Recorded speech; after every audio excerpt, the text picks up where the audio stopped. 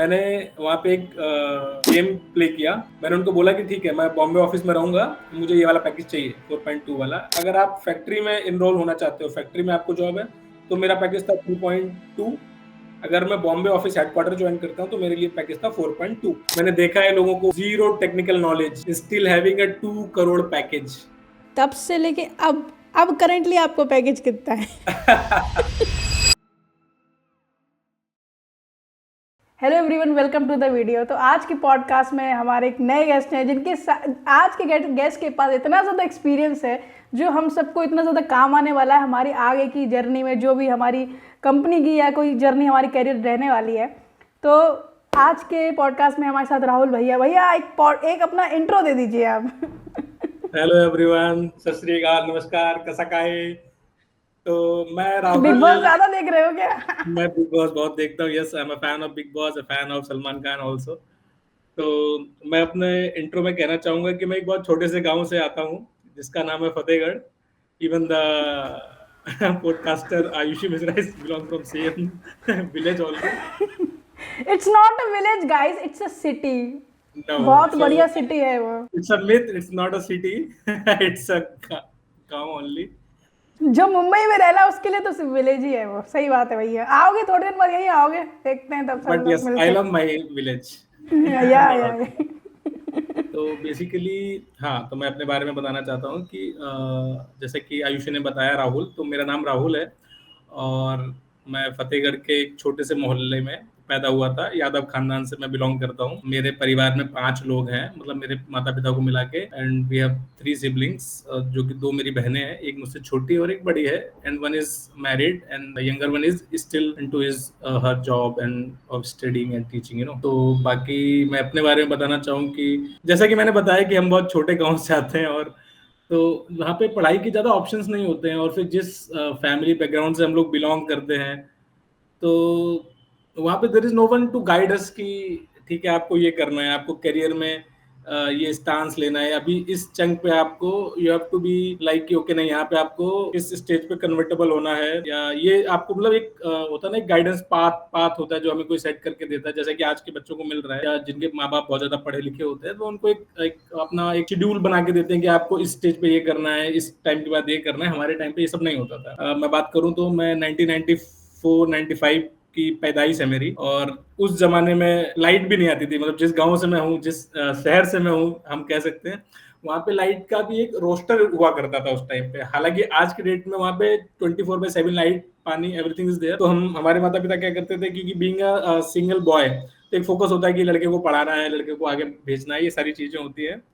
तो एक उसी कंडीशनल पढ़ाई या कंडीशनल फोर्स आप बोल सकते हो कि मुझे पढ़ाया गया है। तो हमें कैसे पढ़ाया जाता था, हमारे पास एक पेट्रो लैंप होती थी, अगर शायद आप लोग को पता हो, बहुत सारे लोगों जिनको नहीं पता होगा उसके बारे में। तो उस लैंप को जलाने का भी तरीका है, उसको सब नहीं जला सकते थे। एक एक बड़ा लैंप होता था and it has a glass mounted over it. तो उस ग्लास को आपको उठाना होता था। देन एक स्ट्रिप होती थी जो ऐसे कपड़े घुमानी की। होती थी, घुमानी हमें होती नहीं, थी। वो तो उसका एक नोजल होता था जिसको हम घुमाते थे, जिससे वो स्ट्रिप कपड़े की बाहर आती थी। उसमें अंदर से केरोसिन ऑयल होता था, तो उसमें वो डिप होती थी ऑलरेडी। तो उसमें लाइट लगा के मैच बॉक्स से then you have to cover it out. और उसमें भी आपको कम से कम 5 से 10 मिनट का टाइम जाता था, because it is very delicate thing to handle. आप उसको प्यार से ही लगाओगे, अदरवाइज वो टूट जाता था। फिर मार्केट जाके आपको 8 रुपए का वो फिर से लाना पड़ता था। तो ये मेरे साथ बहुत होता था, हम लोग ये करते। तो उस लैंप पे हमने पढ़ाई की है। अपार्ट फ्रॉम दैट, वो लैंप हमेशा यूज नहीं की जाती थी। वो लैंप यूज करी जाती थी जब बहुत तेज आंधी या हवा चल रही होती थी। अपार्ट फ्रॉम दैट लैंप, एक छोटी सी सीसी होती थी, उसमें उसको दिया, एक कुप्पी बोलते थे हमारी भाषा में। तो उसमें कुप्पी जलाते थे हम लोग, तो उसको पढ़ते थे सर्दियों में। और जब गर्मियों की बात है तो हम लैंप, क्योंकि गर्मियों में हवा बहुत तेज चलती थी, तो हम लैंप का सहारा लेते थे। हमने मैं बात करूं अपने अर्लियर एजुकेशन, या जब बेसिक एजुकेशन जो हमें मिलती है 1st to 5th स्टैंडर्ड, तो मैंने वेल व्यूज कॉन्वेंट स्कूल एक है हमारे यहाँ पे, प्राइवेट स्कूल था एक, हमारे हेडमास्टर थे मिस्टर सिद्दीकी, जो कि अभी करंटली आई थिंक एक्सपायर्ड हो चुके हैं, एक्सपायर्ड।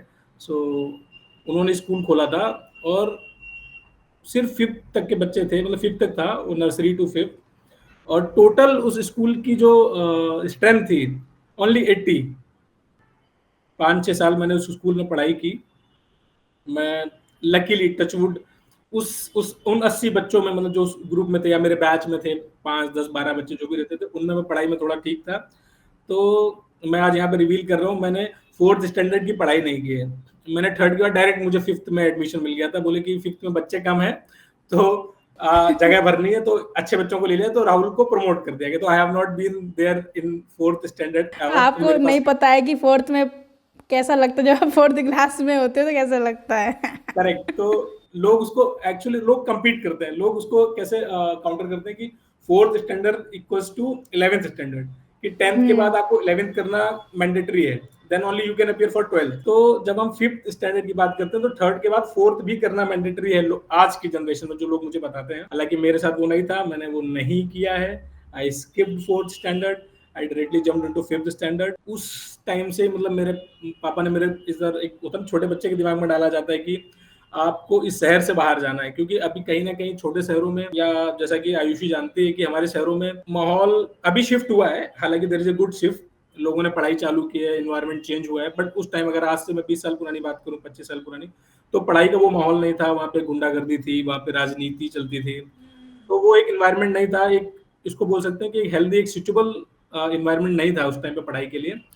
तो हमारे पेरेंट्स, मतलब सबके जिन जिन बच्चों के पेरेंट्स अवेयर थे इस सारी चीज़ों से, वो चाहते थे कि बच्चे उस शहर या उस गांव से दूर कहीं जाके पढ़ें, कानपुर जाएं, दिल्ली जाएं, या किसी भी जहाँ पे अच्छी फैसिलिटीज अवेलेबल हैं पढ़ाई के लिए। तो मेरे पिताजी को कहीं से पता तो चला कि there is a boarding school named as Jawahar Navodaya Vidyalaya. तो आई गेस कि आप में से बॉस के भाई बहनों ने पढ़ा होगा, इनफैक्ट मम्मी पापा ने भी पढ़ाई की होगी वहां पे। तो तब से वो जवाहर नवोदय विद्यालय की संस्था चालू की नेहरू जी ने। तो उसका एक एग्जाम होता था, हाँ, एवरी ईयर होता है, वो फैब में होता है। फैब के फर्स्ट संडे को वो एग्जाम रखा जाता है। तो जवाहर नवोदय विद्यालय के बारे में मेरे पापा को पता चला कि ये बोर्डिंग स्कूल होता है। बोर्डिंग स्कूल में बच्चे जाते हैं, 6th स्टैंडर्ड से एडमिशन होता है, और टिल 12th वहीं पे फ्री एजुकेशन दी जाती है। पूरा बोर्डिंग सेटअप होता है, आपको वहीं रहना है, जब हॉलीडेज होंगी तब आपको अपने पेरेंट्स के साथ घर जाना है, बाकी 12th तक आप वहीं रहोगे free of cost, with zero fees. आपको कुछ भी पे नहीं करना है, not for eat food, not for accommodation, nothing. वो एग्जाम होता है Feb, first week of Feb में होता है, संडे में। तो जैसा मैंने बताया पहले, तो पापा ने जनवरी, न्यू ईयर जिसको बोलते हैं, फर्स्ट को घर में एक किताब ला के रख दी, मुझे दे दी कि बेटा तुम्हारे पास 30 दिन है, इसे घोट के पी जाओ। हमारी भाषा में बोलते उसको याद कर लो, मतलब घोट के पी जाओ। तो मैंने बोला ये किताब क्यों पढ़नी है? कर पूछो मत, ये तुम पढ़ लो, मैं तुमसे पूछा करूंगा बीच बीच में कि तुमने क्या पढ़ा। तो मैंने वो खुद पढ़ा किया। जब मैंने एग्जाम दिया था वो 3rd फैब था 2005 का, रिजल्ट आया होली से 2 दिन पहले। मेरी लाइफ का अभी तक का सबसे बड़ा अचीवमेंट है। मतलब ये कहने के लिए बहुत छोटा है कि उतने छोटे के लिए मतलब मैं उसको एक बड़ा अचीवमेंट बोल रहा हूँ, बिना किसी प्रिपरेशन के, बिना किसी तैयारी के, मतलब इवन यू डोंट नो कि आप करने क्या जा रहे हो, आपको पता नहीं है कि आप कहाँ जाने वाले हो, आपने बस उसको किया just as a fun way की किताब लाए गए, किताब को पढ़ना है, पापा ने बोला है इसलिए पढ़ना है। तो मुझे आज भी याद है, मेरी मम्मी झाड़ू लगा रही थी और मेरे घर पर न्यूज़पेपर आता था, तो न्यूज़पेपर लेके मैं बैठ गया टेबल के ऊपर। हमारी जो डाइनिंग टेबल होती है, मैं उसके ऊपर बैठ के पढ़ता था किताब, मतलब लोग खाना खाते हैं, मैं उसके ऊपर बैठ के पढ़ता था। तो मैं न्यूज़पेपर पढ़ रहा था, तो हमारे फरुखाबाद जागरण में लेफ्ट साइड में छोटे से कॉर्नर में उसका रिजल्ट आया था। मेरा रोल नंबर था B0640। मुझे आज भी याद है, 2005, मतलब 20 साल हो गया आज पूरा। तो मैंने वो अपना रोल नंबर देखा उसमें, मतलब मुझे समझ नहीं आ रहा था कि मैं कैसे रिएक्ट करूं। मेरी मम्मी झाड़ू लगा रही थी एंड दैट वाज द, मतलब I can't emotional moment even. होगा। यस, मैंने मम्मी को बोला, मम्मी देखो ये नवोदय का रिजल्ट आया है, 6 में जिनका सिलेक्शन हुआ है, इसमें मेरा नाम है। हालांकि उसमें भी क्राइटेरिया होता था कि वो बेसिकली गांव के बच्चों के लिए वो स्कूल चलाया गया था, तो शहर के आई थिंक 20% कोटा होता है शहर के स्टूडेंट के लिए, 80% फॉर विलेजर्स। तो एज आयुषी सेड कि वो एक्चुअली एक शहर है, तो मैं शहर में ही था। फाइनली इट्स प्रूव्ड कि हमारा फतेहगढ़ एक शहर है, एक गांव नहीं। करेक्ट। बट उसका ट्रांजिशन एक गांव से ही शुरुआत हुई थी, वो गांव से ही शहर बना है। आई गेस सारे शहर ऐसे ही गांव से ही बनते हैं। नहीं, उसको गांव कहने का एक रीजन था, बिकॉज जिस लोकेलिटी ये जहाँ रहते हैं वहाँ गांव ही है, ये जहाँ रहते हैं वहाँ गांव है। जहाँ मैंने पढ़ाई की, या जो मेरा लोकेलिटी है, वहाँ पे बेसिकली बीइंग यादव फैमिली से बिलोंग करता हूँ मैं। तो people are used to have business of dairy, Mother Dairy and all. तो डेयरी का बिजनेस लोगों के पास है, तो लोगों के पास भैंस, गाय और ये सारी चीजें हैं, उनके पास फार्म है। मम्मी को बताया, तो मम्मी को मेरी समझ में नहीं आया। मेरी मम्मी को तो पता ही नहीं था कि मैंने इसका एग्जाम दिया है, क्या किया है। She is not actually aware of what. तो बोले कि ठीक है पापा को बताओ, मुझे नहीं पता। तो फिर मम्मी ने पापा को फ़ोन लगाया, पापा को बताया गया, पापा was in Delhi in job, तो बोले रात में बात करते हैं, फिर उनको पता चला। हम लोग बहुत खुश हुए कि ठीक है, कि मेरे बेटे का बिना किसी मेहनत के, बिना किसी चीज़ के, मतलब उसको एक किताब ला दी and he cleared the examination. तो वो मेरे लिए बहुत बड़ा पल था और वो डेट मुझे हमेशा याद रहती है, होली से 2 दिन पहले 2005। भैया आपकी स्कूलिंग का तो हम लोगों ने जान लिया, ठीक है, नवोदय में आपने 12th तक पढ़ा है। अब आप अपनी ग्रेजुएशन का बताओ, आप ये बताओ आपने बीटेक कहाँ कहाँ से की और क्या आपका डिपार्टमेंट था, और फिर आपकी पहले, ठीक है अभी आप इतना बता दो, आगे का बाद में पूछेंगे। 12th तक मैंने नवोदय से, जब मैंने 12th किया 2012 में, उसके बाद उस टाइम पे जाके हमें उतना पता चल चुका था कि करियर के ऑप्शंस में हमारे पास 3 चीज़ें अवेलेबल हैं, जो हमें पढ़ाई गई थी, जो हमें बताई गई थी। Either you have to be a doctor, be an engineer और a businessman. The 3 options for us. तो जो थर्ड से शुरुआत करूँगा, बिज़नेसमैन हमारे खून में ही नहीं है, तो मैंने वो पहले कैंसल कर दिया था कि बनियागिरी तो हम कर ही नहीं सकते हैं। तो ऑफ कोर्स नहीं हो सकता था वो हमारे लिए। बचा डॉक्टर एंड इंजीनियर। तो ऐसा नहीं बोलूँगा, एक ये एक इसको बोल सकता हूँ कि एक कंपल्सिव नहीं था मेरे लिए कि मैं इंजीनियरिंग की तरफ जाऊँ, बट कैसा होता है कि एनवायरनमेंट वैसा क्रिएट किया गया था। जो लोग थे, जो साथी थे मेरे, उनके मन में कि नहीं ठीक है, इंजीनियरिंग इंजीनियरिंग सबके मन में था। आईआईटी का उस टाइम पे बहुत क्रेज हुआ करता था। तो हम जितने स्टूडेंट्स थे उस टाइम पे पढ़ा करते थे, तो मैं साइंस का बायो से, मतलब आई डोंट नो, बहुत कम बच्चों ने बायो लिया था, तो हम सब मैथ्स के स्टूडेंट थे, तो सबके पास एक ही ऑप्शन बचा था बाय नेचर कि ठीक है we have to go for engineering, for IIT के। 12th हुआ, 12th के बाद फिर हम आईआईटी के लिए प्रिपरेशन क्लासेस चलती हैं, मतलब कोचिंग बोलते हैं लोग उसको आजकल, जो कि एक माफिया मैं उसको मानूंगा कि आप उसको घर पे भी कर सकते हो। If you have focus, if you have guidelines, तो आपको वो कोचिंग ज्वाइन करने की कोई ज़रूरत नहीं है। आप अपना बेस मजबूत रखें, 11th and 12th he basic concept clear है आपके, तो आपको कोचिंग जाने की कोई ज़रूरत नहीं है। आप घर में भी रह के 6 महीने में तैयारी करके you can easily crack that JEE Mains and prelims. तो उस टाइम हमें नहीं पता था हम कोचिंग गए, मैंने 1 साल वहाँ पे तैयारी की, आईआईटी की, और अच्छा किया मैंने, काफ़ी अच्छा स्कोर था। बट जैसा कि मैं आप लोगों को शायद बताना भूल गया, मैं बोर्डिंग स्कूल में था, तो मैंने कभी मोबाइल नहीं चलाया था। तो 7 साल मैं बिना मोबाइल के रहा। उसके बाद मुझे निकलने के बाद तुरंत मोबाइल दे दिया गया। तो जब आप किसी नई चीज़ के साथ एंगेज होते हो, और वो एक ड्यूरेशन था 2010 से लेके 2014 में, जिसको आप आज के डेट में बोलते हो सोशल मीडिया का रिवॉल्यूशन हुआ था 2010 के बाद। तो टाइम पे इतना पीक था डिजिटलाइजेशन और ये पूरा सोशल मीडिया, तो इतना इन्फ्लुएंस किया हम लोगों को कि उस 1 साल में मैंने, जो मेरा एक शिफ्ट था, जो मेरा एक फोकस था, जो मैंने अभी मेंटेन किया था पिछले 7 साल में पढ़ाई के लिए, that has a little got declined, कि मैं बहुत ज्यादा मोबाइल पे आ गया था, मुझे मोबाइल चलाना पसंद था, मैं मूवीज देखना चालू कर दी मैंने। अनफॉर्चुनेटली, मतलब मैं उतनी अच्छी तैयारी नहीं कर पाया कि मेरा आईआईटी में सिलेक्शन नहीं हुआ, तो I was very like, devastated. Yes, devastated, और मैं अंदर से एकदम टूट चुका था। आई वाज नॉट लाइक कि नहीं यार आईआईटी नहीं कर पाया, मुझे अंदर से था कि मैं अब घर वालों को क्या जवाब दूंगा, उन्होंने मुझे बहुत उम्मीद से भेजा हुआ है। तो बट क्या, फैमिली हमेशा सपोर्ट में थी, तो फैमिली वाज लाइक कि नहीं, कुछ गलती हुई होंगी तो they are giving me a chance कि तुम 1 साल और तैयारी करो, बट तुम आईआईटी करो। बट जैसा कि मुझे पता है, मतलब मैं शुरू से देखते आ रहा हूँ कि एक अकेला लड़का हूँ और मीडियोकर फैमिली से, तो मैं इतना बर्डन नहीं कर सकता था अपनी फैमिली के ऊपर। तो मैंने चूज किया कि नहीं, मुझे इसी साल कॉलेज लेना है, और कॉलेज तो मुझे गवर्नमेंट ही लेना है। तो I already appeared in UPTU examination. तो उस टाइम पे उत्तर प्रदेश टेक्निकल यूनिवर्सिटी के नाम से फेमस था। आज की डेट में शायद उसका नाम चेंज हो चुका है, अभी एकेटीयू के नाम से वो तो मैंने यूपीटीयू का एग्जाम दिया था, मेरा एग्जाम अच्छा हुआ, और मुझे एक अच्छा कॉलेज अलॉट हुआ था, गवर्नमेंट कॉलेज है, उसका नाम था गवर्नमेंट सेंट्रल टेक्सटाइल इंस्टीट्यूट। जिस दिन वो मुझे कॉलेज अलॉट हुआ, मेरी काउंसलिंग हो रही थी, मुझे नहीं पता था वो कॉलेज में क्या है। वो कॉलेज टेक्सटाइल से रिलेटेड था, उस कॉलेज का फुल फॉर्म था गवर्नमेंट सेंट्रल टेक्सटाइल इंस्टीट्यूट। तो इवेंचुअली आपको नहीं पता कि आप क्या पढ़ने जा रहे हो। तो मैंने लोगों से पूछा कि ये टेक्सटाइल इंजीनियरिंग क्या होती है, तो लोगों ने मुझे मना किया। फ्रैंकली स्पीकिंग, लोगों ने मुझे बोला कि अगर आपको करियर अच्छा करना है तो आपको कंप्यूटर साइंस लेना चाहिए, आपको केमिकल से करना चाहिए, मैकेनिकल से करना, जो कोर ब्रांचेस हैं इंजीनियरिंग के आज की डेट में। तो people are used to preferred me कि भाई मत जा, 1 साल तैयारी कर ले, इसको डिच कर दे। बट कहीं ना कहीं ये सारी चीजें मुझे पता थी कि फैमिली के लिए मैं बर्डन नहीं बन सकता था। तो मुझे लगा कि नहीं यार ठीक है, चलो फील्ड अलग जरूर है, बट अगर आप फील्ड में अच्छा करोगे तो डेफिनेटली कुछ अच्छा होगा आपके साथ। तो मैंने उसके बारे में स्टडी की, रिसर्च की, कि नहीं ठीक है, कि वो एक ऐसा कॉलेज है, आप अभी चाहो अभी आप चेक कर सकते हो कि उसमें 100% प्लेसमेंट होता है। तो उस कॉलेज में मैंने एनरोलमेंट ले लिया, बिना कुछ सोचे कि मेरा फ्यूचर क्या होगा, will see. I got selected. I have started my BTech in 2013 and my branch was textile technology.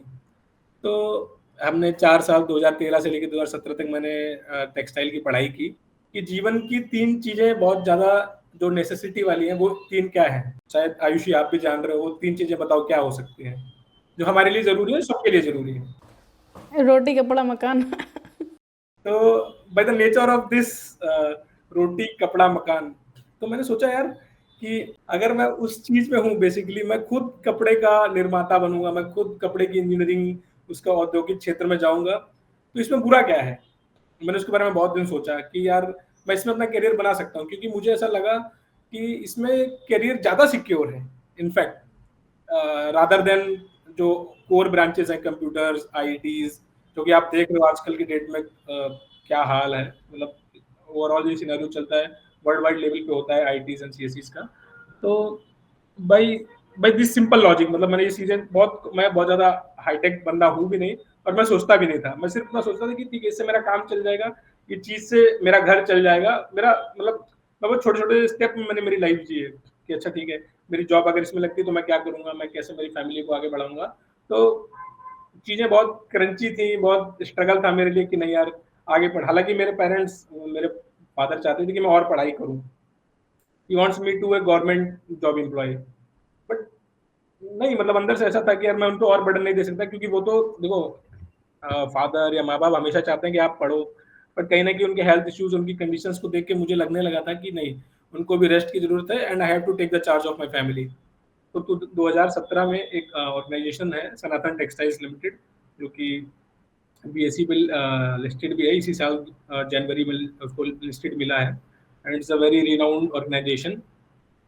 तो 2017 में कैंपस प्लेसमेंट में आई गॉट सिलेक्टेड। तो भैया ये जो टेक्सटाइल इंजीनियरिंग होती है, जब आपका इसमें इंटर, तो इसमें क्या सवाल पूछा जाता है टेक्सटाइल इंजीनियरिंग में, क्या वो पूछते हैं? चलो ठीक है, तो बेसिकली अच्छा सवाल पूछा तुमने। मैं तुम्हें बताता हूँ बेसिकली टेक्सटाइल्स में क्या है, कि लोगों को नहीं पता, मुझे भी नहीं पता था, जैसा मैंने पहले बताया कि बस आई वॉज ब्लैंक, जस्ट मैंने अपना झोला टांगा और मैं कॉलेज पहुंच गया था। तो आप लोग को बताता हूँ कि टेक्सटाइल के बारे में बताता हूँ। टेक्सटाइल इज बेसिकली कपड़ा।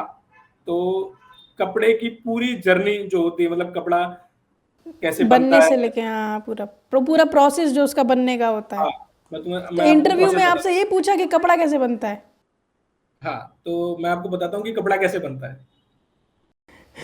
नहीं तो उसके कोई टेस्ट नहीं होते कि जैसे डीएसए होता है तो उसमें पहले टेक्निकल राउंड होता है, फिर इंटरव्यू होता है, फिर एचआर और मैनेजरियल, इसमें हाँ, क्या ये राउंड हुए थे आपके? ओके ओके, तो आप ये जानना चाहते हो कि मतलब उस जॉब जर्नी में मेरे साथ क्या हुआ था। हाँ ओके हाँ, ओके, वही मुद्दा है हमारा, हाँ वही है। हमारा मुद्दा वो है, आई गॉट इट। तो बेसिकली क्या, मैं तो पहले का ये इतना सोफिस्टिकेटेड ब्रांच नहीं था। तो इसको मैं उतना ज्यादा उसको ये भी नहीं, कॉर्पोरेट कल्चर भी नहीं बोलूंगा उस टाइम पे जब मैंने उसका इंटरव्यू दिया था। तो सिंपल प्रोसेस होता था हमारे यहाँ। कंपनी आएगी कॉलेज में, एक आपका मेरिट लिस्ट निकाला जाता है कि जिन भी स्टूडेंट्स के 60% एंड अबव हैं वो जीडी के लिए बैठेंगे, डायरेक्ट जीडी होता है। ठीक है, हम्म। क्योंकि स्टूडेंट की स्ट्रेंथ भी बहुत कम होती है। मेरे बैच में टोटल 4 ब्रांच थी, textile technology, textile engineering, textile chemistry and main made fibre technology. तो बताता हूँ इन चारों के बारे में कि टेक्सटाइल टेक्नोलॉजी में हमें पढ़ाया जाता है बेसिकली कि हम क्या डेवलपमेंट कर रहे हैं टेक्नोलॉजी के साथ, नया क्या कर रहे हैं मशीनरी के साथ। तो वो सारी कोर चीजें वो टेक्सटाइल टेक्नोलॉजी में पढ़ाई जाती है। Then again we will come to textile engineering. तो टेक्सटाइल इंजीनियरिंग वो सिर्फ कोर ऑफ मशीनरी है, कि जो भी कपड़ा बनाने में मशीनरी लगती है, बहुत सारी मशीनरी होती है, ब्लो रूम, वीविंग, मतलब लॉट ऑफ थिंग्स। तो उसको समझने के लिए वो पूरा कॉन्सेप्ट उस ब्रांच में डाला गया है कि बेसिकली आप एक टेक्सटाइल इंजीनियर हो बट काम आप मैकेनिकल इंजीनियर का करोगे। तो वो टेक्सटाइल इंजीनियर के लिए बनाया गया था। फिर एक थर्ड ब्रांच थी टेक्सटाइल केमिस्ट्री। तो टेक्सटाइल केमिस्ट्री में बेसिकली क्या था, कपड़ा आप ऐसे तो पहनते नहीं हो कि आप तो बोलते मुझे इस कलर का चाहिए, मुझे ये पैटर्न का चाहिए। वो सारा काम पढ़ाया जाता है टेक्सटाइल केमिस्ट्री में, क्योंकि उसमें केमिस्ट्री इन्वॉल्व है, डाइंग इन्वॉल्व है, lot of dyeing process, printing process, ये सारी जो थिंग्स हैं वो हमें टेक्सटाइल केमिस्ट्री ब्रांच में पढ़ाया जाता है। फिर एक चौथा जो ट्रेड था वो था मैन मेड फाइबर टेक्नोलॉजी। तो मैन मेड फाइबर टेक्नोलॉजी में बेसिकली क्या है, ये जो मैं बात कर रहा था टेक्सटाइल टेक्नोलॉजी, उसमें सब में हमको पढ़ने को मिलता था जो नेचुरल फाइबर होते हैं, नेचुरल यान होता है हमारा, नेचुरल फाइबर, जैसे कॉटन, कॉटन और ये सारी चीजें, रेयन, सिल्क, ये सब आपको नेचुरली पाए जाते हैं, वूल, ये क्या है, नेचुरल समय मिल रही है, नेचर समय मिल रही है। कॉटन क्या है, उगाया जाता है खेतों में, कर्नाटका, गुजरात, महाराष्ट्र, इन जगहों पे बहुत ज्यादा होता है कॉटन। उसकी खेती होती है, खेती से फिर उनको प्लग करके निकाला जाता है, तो वो सब नेचुरल होता है। आपका जो वूलन वियर होता है वो शीप से निकाला जाता है, अंगूरा शीप, ये सारी शीप पाई जाती है, कश्मीरा, पाशमीना, आपने नाम सुना होगा। ये सब भेड़ें होती हैं, तो उन भेड़ से, उनकी खाल से ये निकाला जाता है, तो ये नेचुरली अपने यहाँ पाई जाते हैं। बट अब नेचुरल इतना हम रिसोर्स नहीं कर सकते, क्योंकि डिमांड बहुत ज्यादा है। तो उस डिमांड को कहीं ना कहीं देखते हुए लोगों ने एक इवोल्यूशन किया, एक आप कह सकते हो कि एक नई इन्वेंट्री, एक नया चीज इजाद किया। उसको नाम दिया गया मैनफ्रेड, मतलब वो नेचुरल नहीं था, उसको हमने बनाया है। तो उसको बनाने के लिए क्या किया, वो केमिकली प्रोसेस्ड है। उस जैसे कि जिस फैक्ट्री में करंटली मैं काम कर रहा हूँ, मैं बाद में रिवील करूंगा कि मैं कहाँ काम कर रहा हूँ, तो उसमें बेसिकली यही काम होता है। तो उसमें क्या होता है, केमिकली कंपोनेंट्स को मिक्स करके विया केमिकल रिएक्शन हम धागा, फाइबर, ये सारी चीजें बनाते हैं, फिर उससे हम कपड़े बनाते हैं। तो बेसिकली 4 ट्रेड थी, चारों के अलग अलग सब्जेक्ट्स थे। Okay, now come back to my selection process in Sanatan Textiles. तो उसमें क्या होता है कि आपको पहले आपकी मेरिट के हिसाब से आपको जीडी में बैठने को होता है। जीडी में क्या होता है, सवाल पूछे जाते हैं कि उस टाइम पे बहुत ही हाईलाइटेड और बहुत इसको बोलते हैं ना, ऑन द टॉप टॉपिक था डीमोनेटाइजेशन। जब मैंने दिया था 2016 नवंबर, और फिर 2017 में यही टॉपिक चल रहे थे। तो वो था कि डीमोनेटाइजेशन अच्छा है या बुरा है। तो ये टॉपिक्स नेचुरल टॉपिक्स थे, लोगों ने डिबेट किया, अपने प्रॉस कॉन्स बताए। तो उसके उसके बाद आप जीडी से सिलेक्ट करते हैं। मेरे टाइम पे जब मैंने इसका वो दिया था, around 90 students have appeared for GD. उसके बाद then 55 student got selected for PI, जो कि आप लोग बोलते हो पर्सनल इंटरव्यूज कॉल। तो फॉर फ्रॉम देम 55 स्टूडेंट्स, आपको पर्सनली 1 by 1 ऑलमोस्ट 1 से 1.5 घंटे का इंटरव्यू होता है सबका। उस इंटरव्यूज में आपसे आपके मतलब उसमें स्ट्रक्चर वाइज होता है, एचआर राउंड होता है, ठीक है। पीआई में सारे हो जाते हैं आपके 1 से 1.5 घंटे में। एचआर राउंड में आपसे पूछा जाता है आपके बारे में, कि आपकी फैमिली के बारे में बताओ, अपना बैकग्राउंड बताओ, आपने पढ़ाई कैसे की है, आप जॉब करना क्यों चाहते हो, मतलब क्योंकि लोग टेक्सटाइल से भागते हैं, क्योंकि इट्स अ रेयर हैपनिंग। तो बोलते हैं कि टेक्सटाइल ही क्यों लिया है आपने, हम कैसे मान लें कि आप जॉब करोगे ही नहीं करोगे, क्योंकि उन्होंने एक पैटर्न देखा है कि टेक्सटाइल में लोग 1-2 साल जॉब करते हैं, फिर जॉब छोड़ के गवर्नमेंट की तैयारी करते हैं, थोड़ा पैसा जोड़ के दे स्विच द फील्ड। तो ये कॉमन क्वेश्चन जो एचआर से रिलेटेड होते हैं, HR team used to ask. तो we have to give them confidence कि नहीं भाई, हम काम करेंगे। मतलब मैं बता रहा हूँ, उस टाइम पे एक सिनेरियो चलता था, हमें ऐसा दिखाना होता था कि हमसे ज़्यादा मतलब मजबूर गरीब आदमी कोई है ही नहीं, हमें ये जॉब क्रैक करनी है। आप हाथ जोड़ के जैसे भी आप समझो कि हमें ही जॉब करनी है, तो you have to convince HR team कि नहीं ठीक है, आपको, आप एक लाइक कैंडिडेट हो, आप छोड़ के नहीं जाओगे इंडस्ट्री को। क्योंकि ये इंडस्ट्री क्या है, बहुत लेस पेइंग जॉब मैं इसको बोल सकता हूँ। इनिशियल लेवल पे जो पैकेज ऑफर किया जाता है, you can't even believe, 1.8 lakh CTC, 2 lakh CTC. उस टाइम पे मैक्सिमम सीटीसी होती थी, मुझे याद है मेरे टाइम पे, आज से 8 साल पहले, 7 साल पहले, 3.2। आपको कितना मिला था?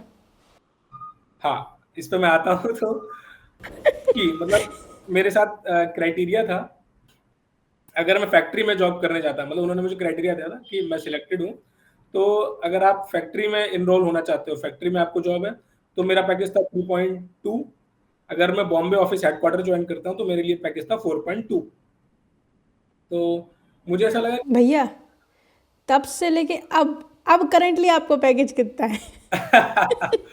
पैकेज में मैं आपको पैकेज नहीं बताऊंगा, बट हाँ, आप ये मान के चलो कि उससे ऑलमोस्ट 5 टाइम्स मेरा पैकेज है। तो जब मैंने 4.2 पे ज्वाइन किया था, और ये जर्नी 7-8 साल की जर्नी में मैंने बहुत स्ट्रगल किया। और ये इंडस्ट्री ऐसी है कि बहुत मिनिमल ग्रोथ है इसमें, बहुत मिनिमल, क्योंकि बहुत ज़्यादा मार्जिन नहीं है इस इंडस्ट्री में, क्योंकि कॉम्पिटिटर इतने ज़्यादा हैं, और they are playing with a very short margin. मतलब पूरा पॉलिस्टर बिक रहा है, कपड़ा बन रहा है।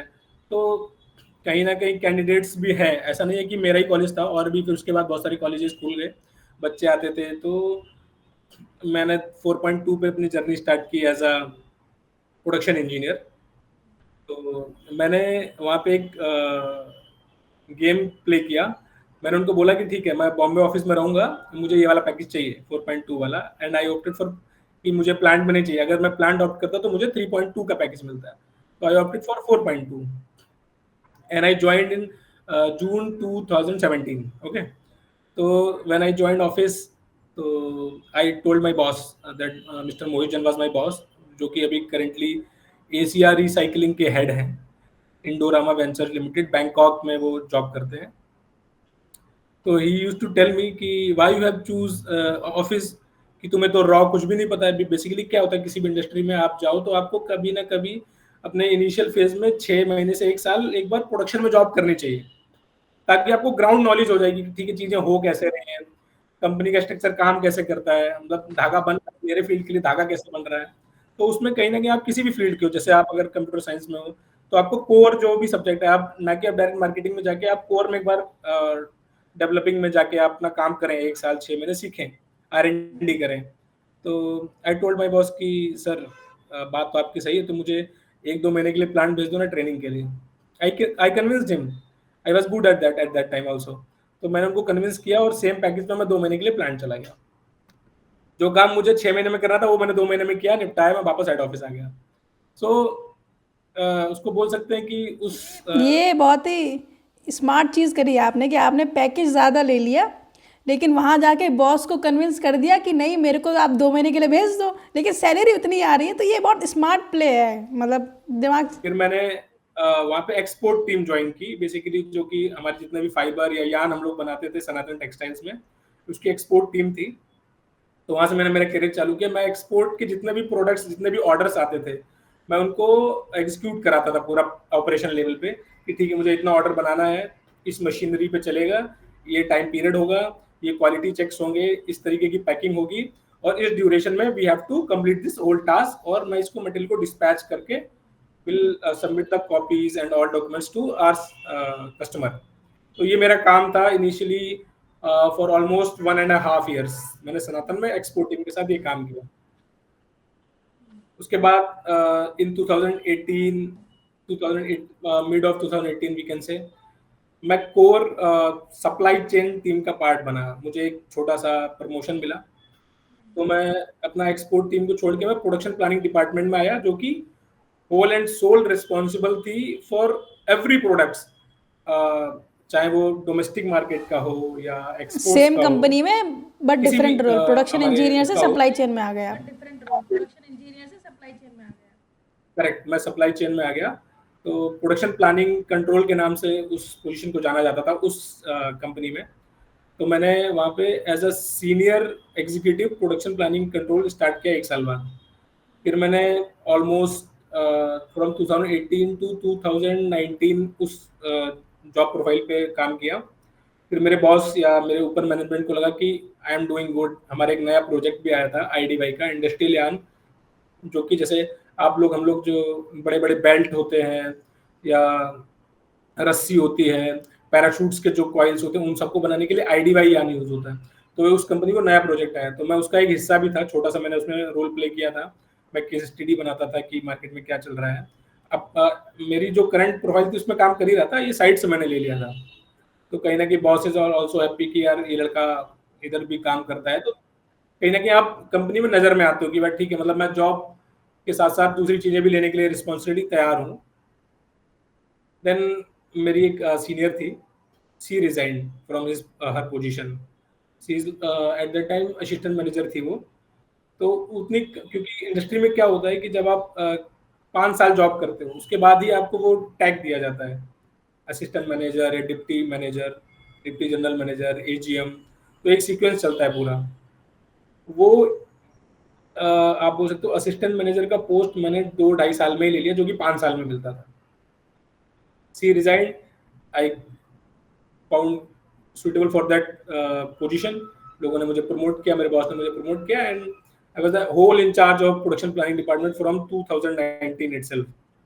और मैं पूरी एक सनातन टेक्सटाइल्स की, आप बोल सकते हो कि अराउंड 550 टन की कैपेसिटी थी उसकी डेली, मैं अकेले हैंडल करता था. उसका पूरा सप्लाई चेन, उसका पूरा प्रोडक्शन फॉर्मेट, प्रोडक्शन प्लानिंग, हम अगले महीने में कितना माल बनाएंगे, कितना रुपए हम कमाएंगे, whole thing is under me. I was controlling everything in just having a 2.5 years of experience. वो जर्नी मेरी स्टार्ट हुई 2019 से, फिर कोविड आ गया। फिर कोविड में क्या है, कोविड को लोग कर्स भी करते हैं। कोविड में लोगों की जिंदगियां खराब करी, लोगों ने पैसा बनाया भी है कोविड में, पर लोगों ने अपने को गंवाया भी है कोविड में। तो हम अपने घर आ गए वापस, वर्क फ्रॉम होम मिला हमें। उस कोविड भी मेरे लिए एक सबसे बड़ा अचीवमेंट था। वो 2020 एक ऐसा टाइम था कि जो मेरा बॉस था, जिसके बारे में मैंने बताया, जो कि अभी इंडोरामा में है, he resigned from his position of vice president. Then it's very big opportunity. However, he is having experience of 35 years and I am having an experience of only 3 years. So it's a huge gap. I am no one to fill that, okay? But कहीं ना कहीं management का मुझे call आया कि आपके हम boss ने आपको रिजाइन बॉस कर बनाना दिया है, चाहते हैं। और तो हम एक नहीं, हम आपको बॉस बनाना नहीं चाहते। No, never. ऑर्गेनाइजेशन में ऐसा नहीं होता, उसमें हायरार्की मेंटेन करनी होती है, वो करी जाती है। मैं अपने बॉस की जगह कभी नहीं ले सकता था, आज भी नहीं ले सकता। वो एक्सपीरियंस चाहिए आपको, मतलब कम्युनिकेट करने के लिए, वो सारी चीजें करने के लिए। कहीं ना कहीं वो मेरे पास नहीं था। I was just doing my job. जो मुझे बताया जाता था मैं वो कर रहा था, मेरे पास खुद के आइडियाज नहीं थे उस टाइम तक। तो I was not that fit. But हाँ, मैं उतना कॉन्फिडेंट जरूर था कि मैं उनके असिस्टेंट, मतलब या कोई और सपोर्ट करेगा तो मैं उस रोल को कर सकता हूँ पार्शली। तो मैंने वो कन्विंसिंग पावर दिखाई मैनेजमेंट को कि सर, आप किसी और सीनियर को मत लाओ, आप मेरी हेल्प करो, मुझे सपोर्ट करो, मैं यहाँ से टेक ओवर करूंगा। इनिशियली नोबडी बिलीव्स कि नहीं यार ऐसा नहीं होगा। और हमारे जो इंटर डिपार्टमेंट होते हैं, जैसे मैं सप्लाई चेन का हिस्सा था, प्रोडक्शन प्लानिंग का, तो मेरे साथ पैरेलली काम करता है मार्केटिंग टीम, क्योंकि मार्केटिंग टीम ऑर्डर जनरेट करती है, करेक्ट। तो ऑर्डर को लाने के बाद फिर मेरा काम स्टार्ट होता है कि उस ऑर्डर को कहाँ एग्जीक्यूट करना है, कब बनवाना है, कैसे देना है, वो सारा मेरा काम होता है। तो जो हमारे मार्केटिंग के हेड थे, he is also very senior, तो ही नोज कि अब ये छोटा सा बच्चा क्या करेगा, 3 साल का एक्सपीरियंस है। जो इसका बॉस था वो तो चला गया, तो somehow he used to put very political pressure on me कि तुझे कुछ नहीं आता, ये वो। बट माय जो MD was mister Paresh Dattani, was MD of Sanatan textiles, everybody can Google. तो उस बंदे को एक बिलीव था कि यार ये कम उम्र में भी अगर इतनी हिम्मत दिखा रहे कि मैं कर लूंगा, वो एक ट्रस्ट, वो एक बिलीव उनका जो मेरे अंदर था ना, उसने मुझे हिम्मत दी कि नहीं यार मैं शायद कर लूंगा। तो दे डबल्ड माय सैलरी कि ठीक है, तुम्हें एक मौका दिया। And that was the flyer for me at that time. I was too blank कि यार ये अपॉर्चुनिटी मुझे मिल सकती है क्या, और वो अपॉर्चुनिटी मुझे मिली उस टाइम पे। तो मैंने उसको काफी ब्लैक, तो आई जस्ट, आप उसको क्या बोल सकते हैं कि मैंने उसको अच्छे से रोल प्ले किया अपना, जो मुझे टास्क दिया गया मैंने वो किया। And I got a promotion and a tag of manager. इसके लिए मेरी पूरी टेक्सटाइल इंडस्ट्री में लोगों को 7-8 साल लग जाते हैं मैनेजर की पोस्ट लेने में, जो कि मैंने 3.5 साल की उम्र में के कैरियर एक्सपीरियंस में ले लिया था। एंड मेरी सैलरी डबल हो गई, मैं पूरी चीज़ें कंट्रोल करने लगा। तो वहाँ से जो पिकअप आया मेरी ग्रोथ में या मेरी जो करियर की जर्नी में, तो जब आपको एक ऐसा जंप मिलता है ना, तो आपके अंदर अपने आप रिस्पॉन्सिबिलिटी आ जाती है। पहले आपको डर लगता है कि नहीं आप नहीं कर पाओगे, और जब मुझे सारी चीजें दे दी कि मैं उसको खुद हैंडल करता था, रात रात बैठ के लैपटॉप समझता था कि अच्छा ये चीज ऐसे करना है, वो कैसे सोचते होंगे, उसका पूरा ड्राफ्ट बनाता था, केस स्टडी करता था। मेहनत बहुत लगती है, ऑफकोर्स बहुत मेहनत लगती है, और कई बार बीच में लोगों के इंटरव्यूज हुए मेरे ऊपर आने के लिए। But somehow I convince management कि सर क्या जरूरत है, क्यों पैसा आपको लगाना है, आपका काम तो चल रहा है। दे आर ऑल्सो हैप्पी कि यार सही बात, सही बोल रहा है बच्चा कि पैसा क्यों लगाना है, उससे अच्छा कि थोड़ा सा पैसा मेरे ऊपर छिड़क दो, मैं वो काम करता रहूंगा, खुशी खुशी करता रहूंगा। तो वो 2020 के बाद से जो मेरे करियर में एक्सेलरेशन आया, मैं मैनेजर बना, मैंने चीज़ें संभाली, और फिर 2021-22 में मतलब मुझे कंटिन्यूअस ग्रोथ मिलती रही उस ऑर्गेनाइजेशन में। पर 2022 में मेरे साथ कुछ ऐसा हुआ कि मुझे एक टाइम होता है कि जब आप over the period of time routine job करते हो, अब आपको पता है कि आप सारी चीज़ें आपके हैंडल में है, आप कुछ नया नहीं सीख रहे हो, क्योंकि आपके ऊपर कोई सिखाने वाला नहीं है। ये बात हमेशा याद रखनी चाहिए कि देयर इज और there should be always Guru in life. तो वो मेरा कोई गुरु नहीं था उस टाइम पे। मेरे नीचे 6 लोग काम करते थे। I was handling 6 people team, but मेरा कोई बॉस नहीं था उस टाइम पे। तो कहीं ना कहीं मेरे थॉट प्रोसेस चलता था कि यार नहीं, मतलब कुछ चीजें छूट रही है मुझसे, क्योंकि मैं उसी चीज को रिपीट कर रहा हूँ पिछले 3 साल से। फ्रॉम 2020 टू 2022 मैं सेम जॉब कर रहा हूँ, लोगों से काम करवा रहा हूँ, मैनेजरल स्किल मेरी डेवलप हो गई थी, मुझे लोगों से काम कराना आ गया था, मेरे रिलेशन बिल्डअप होने स्टार्ट हो गए। इंटर ऑर्गेनाइजेशन में मैं लोगों से मिलता था, एग्जीबिशन में जाता था, बाहर जाने लगा, लोगों से मिलने लगा, तो करियर अच्छा चल रहा था। बट कहीं ना कहीं एक अंदर से मुझे एक चीज खा रही थी कि मैं कुछ नया नहीं सीख रहा हूँ, क्योंकि मुझे कोई कुछ बता नहीं रहा है, मतलब मुझे कोई सिखाने वाला नहीं कि बेटा इसके बाद आपको ये करना है, राइट। वो चीजें जो मुझे 2-5 साल बाद मिली थी, मुझे जल्दी मिल गई। तो मैं कहीं ना कहीं उस चीज के लिए एक अपने आप को फील करने लगा। तो आई जस्ट ओपनली अपने बॉस के पास गया, मैंने उनको बताया कि सर मुझे कुछ नया रोल दे दो, मुझसे ये काम अभी नहीं हो रहा है, मतलब मुझे कुछ नया करना है, मैं नहीं कर पा रहा। तो उनको लगा कि शायद इसको सैलरी बढ़ानी होगी। तो मैंने बोला कि सर मुझे जाना है। कि काउंटर में ये ऑफर, बोले आप यही करते रहो, 10,000 रुपये ज्यादा ले लो। Like what is going on with me. मैंने ले लिया, मैं चुप हो गया, उन्होंने पैसे से मेरा मुंह बंद करा दिया 2022 में। और कहीं ना कहीं देखो, मैं अपने फैमिली को सिंगली हैंडल मेंटेन करता हूँ, फ्रॉम कोविड से करते आ रहा हूँ। मेरे घर में 5 लोग हैं, मैं सबको फीड कर रहा हूँ, तो मुझे भी कहीं ना कहीं पैसे की जरूरत भी थी कि ठीक है, अब मुंबई से शहर में आप रहते हो तो आपकी सैलरी होनी चाहिए उस लेवल पे। तो मैं कभी पैसे को मना नहीं करता, आज भी पैसे को कभी और करना भी नहीं चाहिए। अगर लक्ष्मी आ रही है तो उसको आने दो, जस्ट इनफ्लो होना चाहिए लक्ष्मी का। तो आई एक्सेप्टेड देयर ऑफर कि ठीक है चलो और कर लेते हैं 1-2 साल सेम जॉब पे। फिर 6 महीने बाद मुझे वही चीज लगने लगी कि नहीं यार, मैं अगेन वही काम कर रहा हूँ, मैं मैनेजर हूँ प्रोडक्शन प्लानिंग का, सप्लाई चेन का, मैं वही काम कर रहा हूँ। नीचे टीम वाले बोल रहे हैं कि मतलब सर कुछ नया बताओ, क्योंकि नया सर को खुद नहीं पता है। तो मैं मेंटली एक स्टक हो गया था अपने करियर में ओवर आफ्टर 6 इयर्स, क्योंकि जो चीजें 6 साल वाली मुझे 6 साल में मिलनी थी, वो मैंने 3-4 साल में ही कर ली थी। वो मेरे लिए अच्छा था, मैंने ग्रोथ की, मैंने चीजें सीख ली। बट जब एक टाइम आता है आपके मेंटल में कि नहीं यार आपको कुछ अलग करना है, तो वो मैं नहीं कर रहा। I started churning for new jobs, open to work. मैंने अपना प्रोफाइल बनाया कि मुझे दूसरी जॉब चाहिए, and I created a profile over LinkedIn in that time only. उससे पहले मेरा कोई प्रोफाइल नहीं था, मेरी नौकरी.com भी मेरी कोई प्रोफाइल नहीं थी, या किसी भी प्लेटफॉर्म पे जहाँ पे आपको नौकरी सर्च करने की जरूरत पड़ती, मेरी कोई प्रोफाइल नहीं। I created an account, went to these platforms again and again, or luckily touchwood, I got an interview call from Reliance Industries Limited. So yes, currently I am working in Reliance Industries Limited as a senior manager, and I'm very grateful and thankful for being in Reliance from last 2 years. And I can say that in India this is the best organization to work with, because it gives you, work life balance, it gives you decent salaries, it gives you a environment like you are in a government job, but promotes you, give you some skill enhancement programs। आपको बहुत सारी चीजें सिखाते हैं, cultural activities में आपको involve करते हैं, लर्निंग स्किल्स, लर्निंग डेवलपमेंट की क्लासेस होते हैं इनके इंटरनल। और उससे भी अच्छी चीज है, यहाँ पे 5 days वीक है, आपको 2 दिन आराम है, 5 दिन आपको जॉब करनी है। तो उससे बुरा क्या। तो 2023 में, आई गेस अप्रैल 2023 में, yes, I got an opportunity. मैंने इंटरव्यू दिया,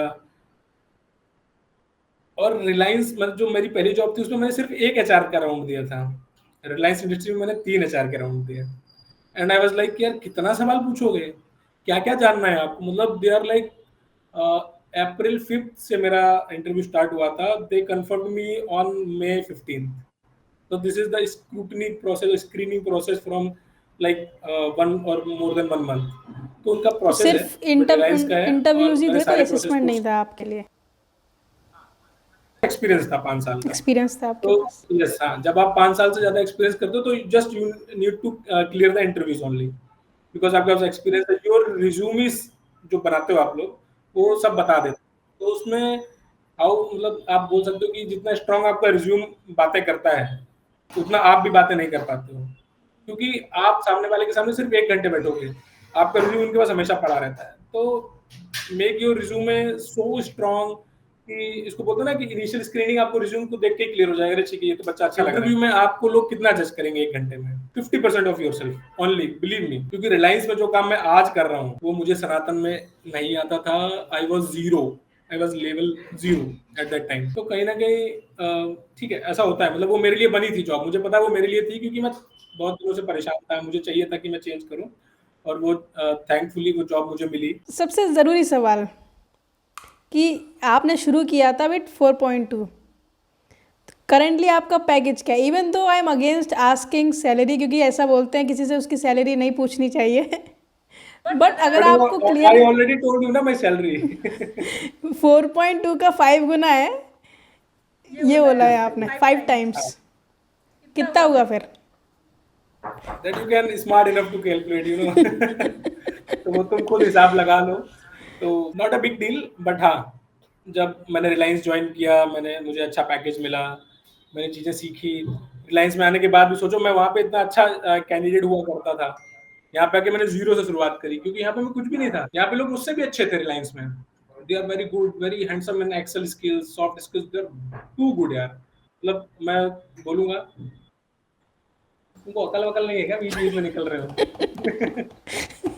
भैया एक बार बताओ, जो भी आपको सैलरी पूरी मिलती है महीने में, तो मतलब जो भी उनका पैकेज है इन हैंड सारी है कि उसका शेयर्स में है, कुछ ऐसा ऐसे से डिवाइडेड है? नहीं नहीं, उसमें क्या होता है कि रिलायंस में ये शेयर वाला कल्चर नहीं है, शेयर्स में नहीं जाते हैं। बाकी बहुत सारे जो स्टार्टअप्स हैं वो करते हैं, वो आपको हाँ। इक्विटी में इन्वॉल्व करते हैं, वो आपको शेयर्स में हिस्सा बनाएंगे कि आपको ठीक है, बाकी आपकी सैलरी, बाकी आपके शेयर्स में हम इन्वॉल्व करते हैं, आपके स्टेक्स आपको दे दिए, कंपनी के थोड़े शेयर्स आपको दे दिए।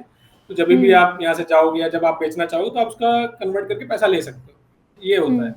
तो आजकल की कंपनियां कर रही हैं, बहुत सारी मल्टीनेशनल और फॉरेन कंपनियां ऐसा करती हैं, बट हाँ, रिलायंस में ऐसा कल्चर नहीं है। तो आपको क्या लगता है क्या स्किल्स हैं जो बहुत इम्पोर्टेंटली या मतलब किसी को चाहिए होंगी, ताकि वो जो आप रोल का, आपका रोल है सीनियर मैनेजर का, वहाँ तक पहुँच पाए, एटलीस्ट उस रोल को मेंटेन कर पाए for a certain period of time? देखो, ये जर्नी ना बहुत काइंड ऑफ रोलर कोस्टर होती है। इतना आसान नहीं कि मैं किसी को ये बोल दूं, हाँ ठीक है मेरे साथ हुआ टचवुड, क्योंकि वो एक पैटर्न सेट हो गया था, लोग जा रहे थे, मैं ऊपर बढ़ रहा था। सबके साथ ऐसा नहीं हो सकता, इवन नहीं होता है, क्योंकि सबकी कंडीशन अलग होती हैं। बट हाँ, कहीं ना कहीं मैं आपको ये जरूर बता सकता हूँ कि अगर आपको उस फील्ड में ही जॉब करनी है, वो आपको पहले क्लैरिटी होनी चाहिए कि आपको उसी में रहना है। मतलब बेसिकली अगर आप कंप्यूटर साइंस के स्टूडेंट हो, या आपको पता है कि आपको इसी में डेवलपर में रहना है, आप स्टैक डेवलप करते हो या जो भी कर रहे हो, अगर आपको पता है कि आपको वही उसी में करियर बनाना है, तो उसमें आपको बहुत ज़्यादा दिक्कत नहीं होने वाली है। आप अपना करियर स्टार्ट करो, 1-2 साल बिल्कुल भी दिमाग मत लगाओ, कुछ भी उम्मीद मत रखो। 1-2 साल बस सिर्फ सीखो कि तुम्हें क्या काम दिया जा रहा है। और कॉर्पोरेट वर्ल्ड में एक चीज होती है, कॉर्पोरेट में क्या करना होता है, आपके मैनेजर ने आपको बोला ये करो, तो you just need to follow. Okay, मैंने ये किया, और करने के बाद जब आप अपने पास मत रखो, उसको लेके जाओ अपने पास को, सर मैंने ये किया, उसने आपको दूसरा टास्क दिया, ये करो, ये लेके जाओ। कुछ लोग क्या करते हैं, वो रख के अपने पास बैठ जाते हैं कि ठीक है मैंने ये कर लिया है और मैंने मेल भेज दिया। नो, आप चीजों को मेल पे रखो, इट्स गुड, बट आप अपने बॉस के पास जाओ, अपने जो तुम्हारा टीम लीड है उसके पास जाके उसको कन्विंस करो कि देखो सर मैंने ये किया, मैंने इसमें ये वैल्यू एडिशन किया है। तो जब आप उसको पर्सनली सामने जाते हो ना, तो उसको आपका एक रिलेशन अच्छा बनता है, साथ ही साथ उसके साथ आपको ऐसा लगता है कि ठीक है वो भी इंटरेस्ट दिखा रहा है, वो आपको नए प्रोजेक्ट्स देगा। आप चीजों को मेल पे रखोगे तो इट इज नॉट नेसेसरी कि आपका बॉस उस मेल को पढ़ रहा है, वो स्किप कर देगा। वो कभी आपको बुलाएगा, उसका क्या हुआ, तो आप बोलोगे सर आपने बोला था मेल कर देना, मैंने मेल कर दिया। तो ये बहुत गलत चीज है। It's a don't for in corporate world. आपको जो काम दिया जाए आप उसे करो, मेल पे भेजो, सामने से जाके अपने टीम लीड को या अपने प्रोजेक्ट मैनेजर को समझाओ या बताओ सर मैंने ये किया है, आप प्लीज देख लो। इससे आपकी विजिबिलिटी बढ़ती है ओवरऑल, क्योंकि दिखने आप चाहिए उसके दिमाग मतलब में कंपनी में, बैठोगे। हाँ। हाँ, ये बच्चा आपको बार बार आ रहा, तो आपके दिमाग में तो ये बच्चा आता है मेरे पास, को काम दो, ये करके लाता है, भले से आप गलत करो, सर मुझसे ये हुआ है, आपने गलत किया। लोग क्या करते हैं, अरे यार मुझसे नहीं हो रहा है तो मैं 2 दिन नहीं जाऊंगा, तीसरे दिन जाऊंगा। उसके मन में बैठ जाता है कि इसको मैंने 2 दिन पहले दिया था, ये अभी तक नहीं आया।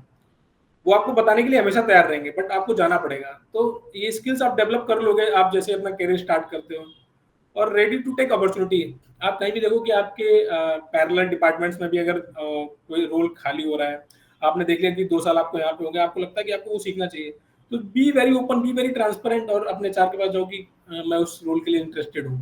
उससे क्या होता है, भले से वो तुम्हें ना ले, हो सकता है तुम सुटेबल ना हो, बट उसके अलावा कोई दूसरी जगह जब वैकेंसी आएगी ना, क्रिएट होगी आपके ही ऑर्गेनाइजेशन में, then they will prefer you and they will ask you कि are you interested for this kind of job role. तो हाँ, ये बहुत जरूरी है। आपको कॉर्पोरेट लाइफ में अगर अपना करियर को बूम करना है तो आपको दिखना आना चाहिए कि आप प्रेजेंट कैसे कर रहे हो अपने आप को, कि ठीक है मैं कर सकता हूँ। कोई भी बंदा स्टार्टिंग से अच्छा नहीं होता, एक बार में नहीं कर पाएगा, दो बार में नहीं कर पाएगा, but over the period of time if you will do same thing, आप उसको कर लोगे। तो कहीं ना कहीं आपको वो चाहिए कि आप जाओ सामने से आके बताओ कि सर मुझे ये करना है। बैठे रहोगे, आप सोच रहे हो अपना काम कर रहे हो, इट्स गुड, आप कर रहे हो, आपको सैलरी मिल रही है, आपको डिसेंट इंक्रीमेंट मिलेगा, but until unless your visual growth will be slow. तो ये एक फंडा है कॉर्पोरेट लाइफ का। एक चीज़ जो हमने इस टॉक से भी और ये सब सीखी है कि एक्सपीरियंस सबसे ज़्यादा ज़रूरी है। अगर आपके पास एक्सपीरियंस है तो चाहे आपकी स्किल्स बड़ी थोड़ी 19-20 हों, लेकिन एक्सपीरियंस है तो चीज़ें चल जाएंगी, बेहतर हो जाएगा सब कुछ।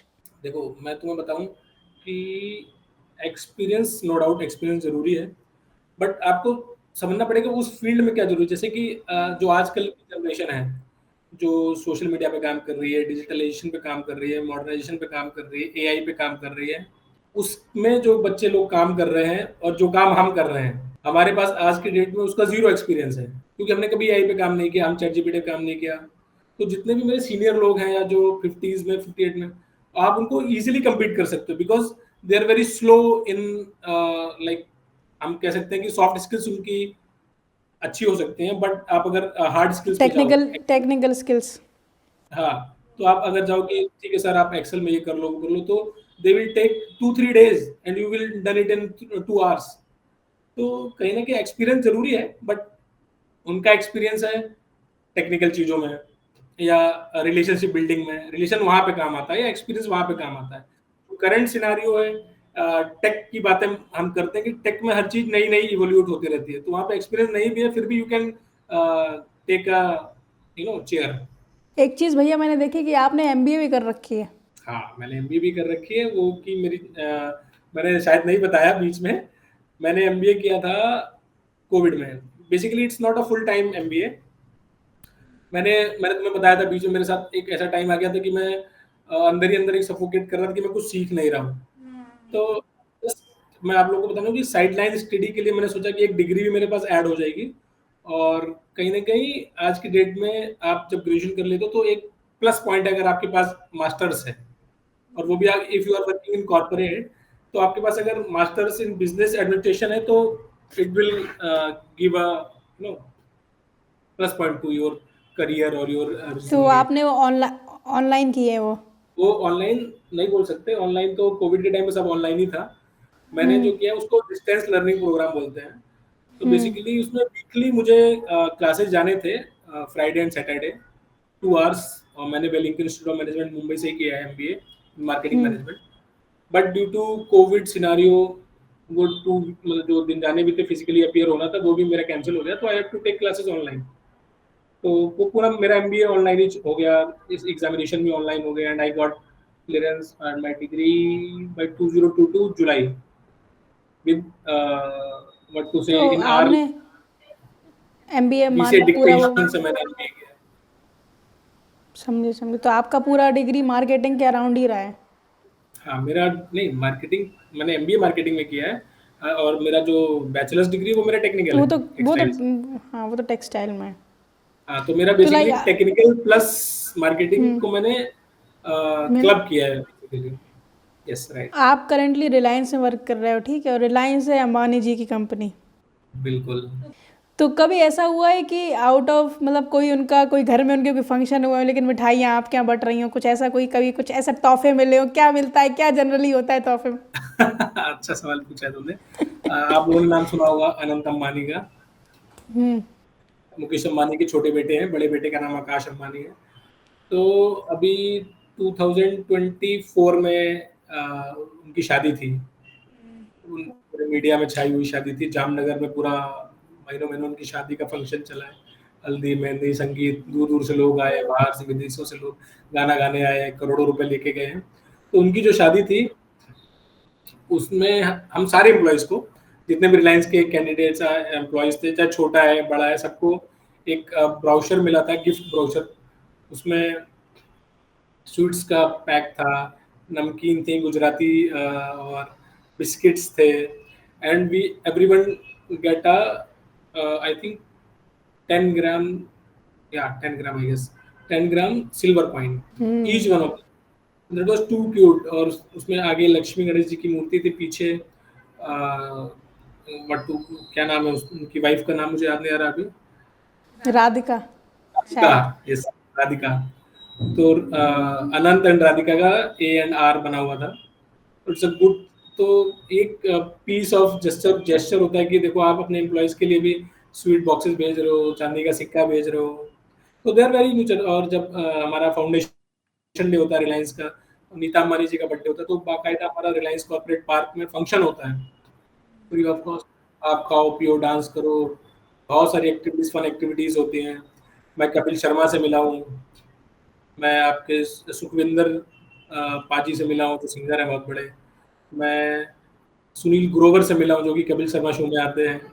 तो ये सब अपॉर्चुनिटी मुझे कहाँ मिली इन फंक्शंस में, रिलायंस के जो मैंने अटेंड किए हैं। तो वो भी आपको अपॉर्चुनिटी देते हैं कि आप मतलब देखो बॉलीवुड दुनिया, आप मुंबई में रहते हो तो आपको कहीं ना कहीं बॉलीवुड का टच रिलायंस के अंदर ही मिल जाता है। वो तो है, वो तो है। हमें बहुत सारी चीजें सिखाता है, बहुत सारी चीजें हमें देता भी है। ये फायदा है रिलायंस में काम करने का।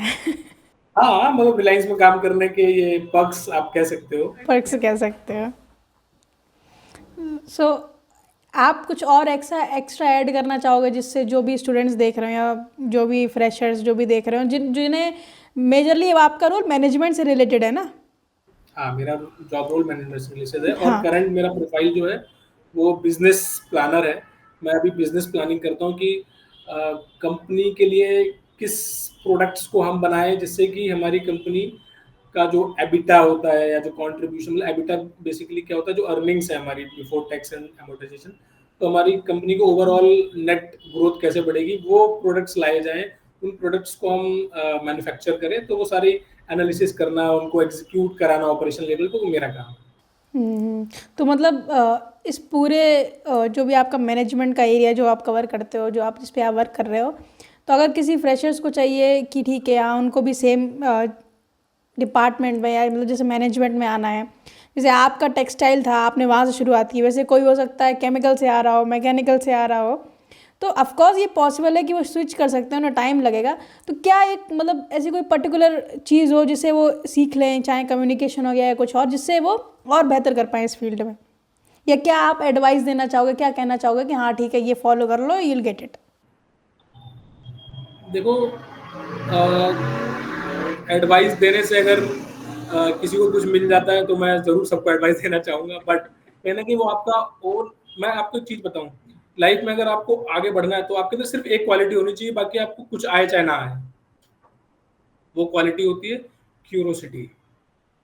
आपको उसको हिंदी में बोलते हैं जिज्ञासा। आपको चीजें जानने की जिज्ञासा कितनी है, आपको ये करने का एक अंदर से वो कितना है, आपके अंदर कीड़ा होना चाहिए, मतलब क्यूरियोसिटी आपके अंदर। अगर ये क्यों ऐसा है, आपकी टेक्निकल नॉलेज जीरो है, आपको इंग्लिश बोलने नहीं आता है, आपको सॉफ्टवेयर पे काम करना नहीं आता है, आपको एक्सेल पे काम करना, डजंट मैटर। जो मैटर करता है वो है क्यूरियोसिटी। आप ऑर्गेनाइजेशन में आए, आपने बीटेक किया, आपने काम करना स्टार्ट किया, जो आपको बीटेक में 4 साल पढ़ाया जाता है उसका धेला भर भी आपके काम का नहीं होता जब आप कंपनी में जॉब में जाते हो। This is the fact. Zero relevance. फिर आपको एक काम दे दिया जाता है, आपको एक सीनियर होता है, वो आपको ट्रेनिंग करता है, 6 महीने आप सीखते हो। आगे वही जाता है जो देखता है कि ये कर रहा है, उसमें मजा आ रहा है, अब मुझे और ये करना है, मुझे मुझे ये सीखना है। जिसके अंदर क्यूरियोसिटी, सर ये क्यों हो रहा है, अपने दिमाग में हमेशा 3 क्वेश्चन रखो, why, how, what. These 3 question दिमाग में चलने चाहिए। मैं ये क्यों कर रहा हूँ, ये कैसे हो रहा है, ये क्या है। ये 3 सवाल अगर तुम्हारे मन में आते रहेंगे हमेशा, तो तुम कभी भी हारोगे नहीं, तुम हमेशा आगे जाओगे लोगों से। क्यों? मैं अभी भी फील्ड अपने ऑफिस में ये चीज फील कर पाता हूँ, क्योंकि बहुत सारी चीजें तो मैं मुझे आती हैं, बैकएंड पे मैं करता हूँ, वो कर लेता हूँ, करके छोड़ दिया मैंने। बट मैं देखता हूँ कि फिर कल कुछ नई चीजें आई, तो मैं सोचता हूँ ये मुझे क्यों नहीं पता था, या ये चीजें मुझे क्यों नहीं मालूम है। ये भी होता है क्योंकि मैंने कभी कोशिश नहीं करी, या मेरे अंदर वो क्यूरियोसिटी नहीं थी जानने की, हालांकि वो मुझसे रिलेटेड काम है, बट मैंने उसके लिए कभी नहीं किया। तो मेरे जो मैंने आपको सबको बताया, वो मेरे बॉस ने मुझे बताया है कि आप जब तक जानना नहीं चाहोगे ना, आपको कोई नहीं सिखाने वाला, और ये फैक्ट है। आप जानना चाहोगे, आप सामने वाला एक बार मना करेगा, आपको वहां से नहीं मिल रहा, आप दूसरे के पास जाओ। बहुत सारे सोर्सेज है, बहुत सारे प्लेटफॉर्म्स हैं, आप कोशिश करो। अच्छा ठीक है, ये नहीं बता रहा, इससे पूछ लो, फोन करो, उसको पूछो। तो क्यूरियोसिटी होनी चाहिए अंदर से जानने के लिए, अरे मुझे ये बता दो, ये कैसे होगा, ये सॉल्व कैसे होता है, या ये कोड हम कैसे करें। आपको प्रॉम्प्ट लिखना आता है, आप चैट जीपीटी से पूछ लिया, जेमिनी से पूछ लिया, ये तो बहुत इजीली है, बहुत इजी चीज है। पर मैं बोलूंगा इससे आप एडिक्टेड मत हो, क्योंकि आप आजकल के लोग क्या कर रहे हैं, चैट जीपीटी पे जाके प्रॉम्प्ट डाल के लिख लेते हैं मेल और भेज देते हैं। उससे क्या होता है कि तुम्हारी जो राइटिंग स्किल्स है या तुम्हारी कम्युनिकेशन स्किल्स है, वो डिटेरियोरेट हो रही है, वो मतलब खत्म हो जाएगी कहीं ना कहीं। जब ये चीजें तुम्हारी हेल्प नहीं करेंगी, जब ये चार्ज करने लगेंगे, आज से 2 साल बाद ऐसा आएगा कि ये सब चार्जेबल हो जाएगा। जब आप डालोगे तो आपके पास एक सब्सक्रिप्शन लेना पड़ेगा, ये सारी चीजें होने वाली हैं आगे आने वाले टाइम में। तो आप अपना कमांड, अपना बेसिक मत छोड़ो, आप चीजों को खुद ही लिखो, खुद ही प्रॉम्प्ट लिखो, खुद की स्टडी करो, नोट्स बनाओ, ये खुद प्रैक्टिस करो, और एक ज़ील रखो अपने अंदर कि नहीं मुझे सीखना है। तो मैं जितने भी यंगस्टर्स हैं जो अभी नए-नए जॉब है, फ्रेशर्स कर रहे हैं, अपने अंदर एक कीड़ा रखो कि मुझे सीखना है, मुझे करना है। सामने वाला आपको चिल्लाएगा, मना करेगा, आपको ज़लील भी करेगा कि आपने बीटेक किया है, आपको ये भी नहीं आता। कई बार ऐसा होता है कि आप तो इंजीनियरिंग करके आपको ये भी नहीं आता है। जस्ट टेक अ बो, सोचो, हाँ सर नहीं आता है। क्या होगा, तुम्हारा करियर स्टार्ट हो रहा है यार, कम ऑन, अभी तुम्हें बहुत कुछ सीखना है। मान लो नहीं आता है, ज़लील कर लेगा, बेइज्जती करते वापस आ जाओ, फिर दोबारा जाओ, फिर पूछो, दूसरे से पूछो। 10 के पास जाओगे, कम से कम 5 तुम्हें ऐसे मिलेंगे जो तुम्हें बता देंगे, क्योंकि ज्ञान बांटने से बढ़ता है, कुछ लोग ऐसा मानते हैं। तो आप के अंदर क्यूरियोसिटी होनी चाहिए, बस ये स्पेलिंग याद कर लो, तो तुम्हें कोई रोकने वाला नहीं है। चाहे तुमको सीनियर मैनेजर बनना है, चाहे तुम्हें बिजनेस हेड बनना है, वाइस प्रेसिडेंट बनना है, या सीओओ बनना है, आपके अंदर जानने की इच्छा है, आपके अंदर करने की इच्छा है, आपको कोई नहीं रोक सकता। और कोई फंडामेंटल्स है ही नहीं आगे बढ़ने का, बस एक ही फंडामेंटल्स है। मैंने देखा है लोगों को मेरे ग्रुप में, zero technical knowledge, just a BCom degree, is still having a 2 crore package. Can you believe it? Unbelievable. Because he's very transparent. He said, I have zero technical knowledge, guys. In a meeting of 50 people, he just sorry, I don't have any technical knowledge. I have economical knowledge. I am a commerce guy. I can present the strategic data. I can do data analytics, but I don't have any technical. You give me technical knowledge, I will do data analytics on that. तो आज की date में एक चीज और ये है कि आपकी स्टैटिस्टिक्स अच्छी होनी चाहिए, आपको मैथ्स, मतलब जो उसको बोलते हैं ना, फाइनेंस वाला जो मैथ्स होता है वो अच्छा होना चाहिए। आपको पता होना चाहिए कि बॉटम लाइन क्या है, मतलब जो आप कर रहे हो उससे कंपनी को क्या फायदा होता है, या उससे होने क्या वाला है। उससे कंपनी को इतना पैसा, तुमने जो कोड बनाया है तो उस कंपनी उससे कितना चार्ज कर रहा है। तो तुम कहीं ना कहीं उसका एक कंसल्टेंसी बिजनेस भी चालू, ओके ठीक है, ये काम मुझे आता है तो मैं इससे तो अलग से भी कम पैसा कमा सकता हूँ। तो ऐसे सोचा करो कि बॉटम लाइन क्या है। हर एक बिजनेस की एक बॉटम लाइन होती है कि जो भी तुम एक्शंस ले रहे हो, जैसे कि मैं जो भी एक्शन ले रहा हूँ उससे मेरा पूरा बॉटम लाइन हिट करता है। मैंने खराब प्रोडक्ट चलाया तो मेरा बॉटम लाइन पे जो नंबर आएगा वो कम आएगा। मैंने अच्छे प्रोडक्ट्स चलाए, प्रीमियम मिला, तो बॉटम लाइन में नंबर बूम करके आएंगे। तो it is a play a game of bottom line of every business. कहीं भी जाओगे बॉटम लाइन ही मैटर करती है। तो मैं कहीं ना कहीं बोलूंगा कि आप अपना स्ट्रेटेजिक अच्छा करो, अपना डेटा एनालिटिक्स की जो एबिलिटी है, क्रिटिकल थिंकिंग रखो। मतलब कहीं पे आप फंस रहे हो तो सोचो कि यार क्या करना चाहिए यार, आयुषी मैं क्यों नहीं, आयुषी अगर सोच रही है मन में, नहीं आयुषी ये कर ले, आयुषी ये कर ले, अपने मन में सोचो 4 बार क्या कर सकते हैं, किससे पूछें। पूछने में कभी शर्माओ मत, लोग बेइज्जती करेंगे, लोगों का काम है, ये इंडिया है, और उसको एक्सेप्ट करो। ठीक है सर, ओके थैंक यू, वो जो भी बताएं हंस के थैंक यू करके आगे बढ़ो, दूसरे से पूछो। अगर कहीं से तुमको 10% भी मिलेगा तो 10 लोगों से पूछने पे it will be a complete 100%। तो this is how you have to be. पूछने में शर्माओ मत। और जैसा कि मैं तुम लोग को जानता हूँ, तुम्हारे तुम्हारे कॉम में, मतलब जो मिश्रा कॉम है, निखिल मिश्रा, सलील मिश्रा, आयुषी मिश्रा, बहुत गॉड ग्रेस है कि तुम लोग के अंदर वो स्किल है अभी से, इतने कम उम्र में तुम्हारे अंदर वो स्किल है। I was talking to Nikhil before a while, तो वो मुझसे पूछ रहा था कि भैया I am also stuck, I think कि मेरे लिए इंजीनियरिंग बनी नहीं है। तो आई लव दैट। ये मैंने कहा कि यार बात तो तेरी सही है, बट तेरे पास बहुत सारी स्किल्स हैं, उससे अच्छा मार्केटिंग का बंदा हो ही नहीं सकता। मैं अब भी लिख के दे रहा हूँ। तो ये स्किल्स तुम्हारे पास है, तुम उसको डेवलप करो, उसमें घुसो, क्यूरियोसिटी लाओ, हर चीज को सीखो। तुम्हारे पापा ने कई बार बोला है कि चीज़ों को करो यार, मतलब वो इतने छोटे से शहर में रह के उन्होंने इतना किया, तुम तो लोग तो कितना पढ़े हो, मतलब हम लोग तो कितना पढ़ के आगे आ गए हैं, और चीज़ों हमारे पास रिसोर्सेज हैं, उनको यूटिलाइज करो और just convert it to a good value. This is a fundamental. भैया आपका धन्यवाद। आज के वीडियो में आपने पॉडकास्ट में बहुत ज्ञान भरी बातें करी और बहुत ही ज़्यादा जागरूक किया कि जैसी और जैसी आपकी जर्नी रही है, जैसा हमारा शहर है, वहाँ से लेके एक मतलब नवोदय स्कूल में जाना, वहाँ पे 6 साल बोर्डिंग स्कूल में पढ़ना, वो भी एक काइंड ऑफ हॉस्टल जहाँ पे आपके पास फ़ोन भी नहीं है, आप घर वालों से इंटरेक्ट कर सको वैसा भी कुछ नहीं है। और वहाँ से फिर एक ऐसे आपने गवर्नमेंट कॉलेज लिया विच इज़ वेरी डिफिकल्ट। हम तो बोल रहे हैं, अगर हम मेरे को बोलता कोई बोलता ठीक है हम तुम्हें 3 साल दे रहे हैं IIT NIT क्लियर करो, हम तो सीधे बोलते हम नहीं कर पाएंगे, बिकॉज आई नो कि दैट इज़ वॉट समथिंग जो मैं नहीं कर सकती हूँ, वेरी सिंपल। और मुझे पता है कि हाँ कितनी मेहनत लगती है उसमें करने में, और आपने वो भी क्लियर किया। फिर एक ऐसे डिपार्टमेंट में गए जिसकी उस समय इतनी मांग नहीं थी, लेकिन ये पता था कि इन फ्यूचर ये एक ऐसी चीज़ है जो शायद इसकी आगे जाके वैल्यू बनेगी, क्योंकि अभी क्योंकि मांग नहीं है, एक पॉइंट पे जब लोग नहीं होंगे तब इसकी मांग होगी ज़्यादा। फिर वहाँ से आपने ट्रांजिशन किया, आपने 4-5 साल जॉब की, फिर आपको पता चला नहीं यार आई एम स्टक, मेरे को ग्रोथ चाहिए, कुछ नया सीखने को नहीं मिल रहा। और इवन थ्रू आउट जो आपकी फर्स्ट जॉब थी, आपने पूरा मतलब कितना क्लेवर तरीके से हर बॉस को कन्विंस किया, उसको कन्विंस किया कि नहीं ऐसा मत करो, मतलब सारी चीज़ें विच इज़ समथिंग जो लोगों को सीखनी चाहिए कि कैसे वो अपने इस दिमाग का उपयोग करके उस दौरान मतलब कैसी चीज़ें कन्विंस कर सकते हैं, खुद के लिए कैसे चीज़ें बेटर कर सकते हैं, विच इज़ समथिंग जो आज मेरे लिए लर्निंग था कि हाँ ठीक है कैसे 4.2 के पैकेज पे बंदा 2 महीने वो ट्रेनिंग करके आया है, जो कि आप 3.2 पे करना था आपको, विच इज़ समथिंग जो आप अगर आप क्लेवर हो गए, स्मार्ट हो गए, ऑन द स्पॉट तभी हो पाएगा। फिर वहाँ से आपने स्विच किया, ठीक है कोविड आया, रिलायंस में गए, साथ ही साथ आपने MBA भी की, और उसके बाद टचवुड सब बढ़िया चल रहा है और अच्छा चल रहा है, और अच्छा आपको पैकेज मिले विच इज समथिंग, वो ये है कि जितना बहुत एक बहुत स्किल धन्यवाद को पैकेज पकड़ के लिए, लो। ये आपके मुंह में घी शक्कर। बिल्कुल, अब बस मुझे भी हो कोई सकता है कि अच्छी जगह मिल ये जाए।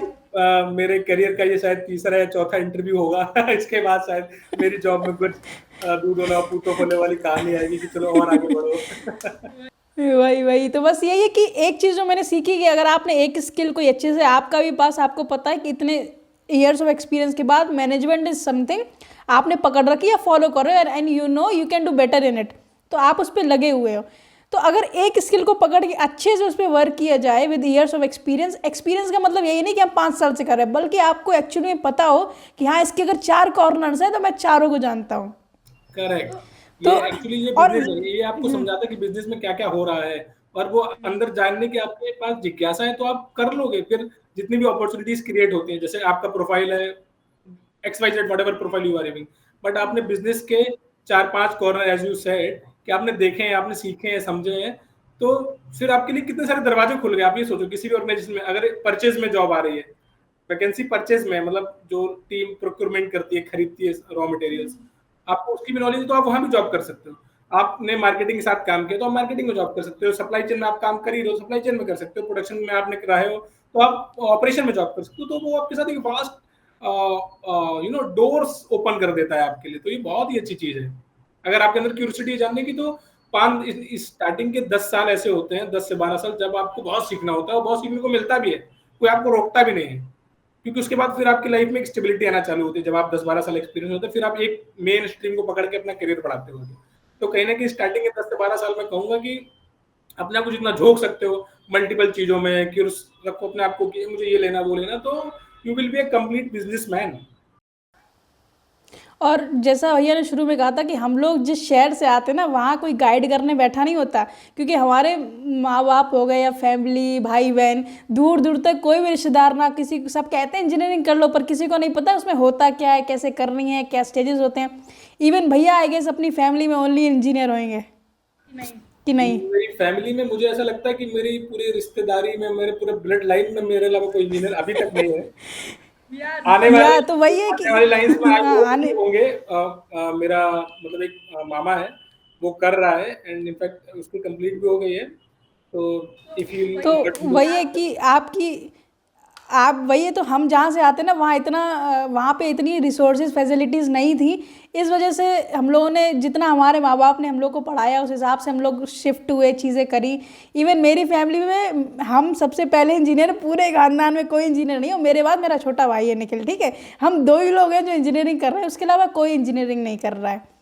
और ये हमेशा छोटे से बता दिया जाता है कि हाँ या इंजीनियरिंग करो या डॉक्टरगिरी करो, दो ही चीज़ आप कर सकते हो, उसके अलावा आपके पास ऑप्शन नहीं है कोई भी। नहीं है, मतलब ऑप्शंस होते हैं, बट वही बात है कि हमारे बट छोटे हाँ। से शहर में लोगों को भी ज़्यादा नहीं हम्म पता, हमारे माँ बाप को भी उतना नहीं पता है।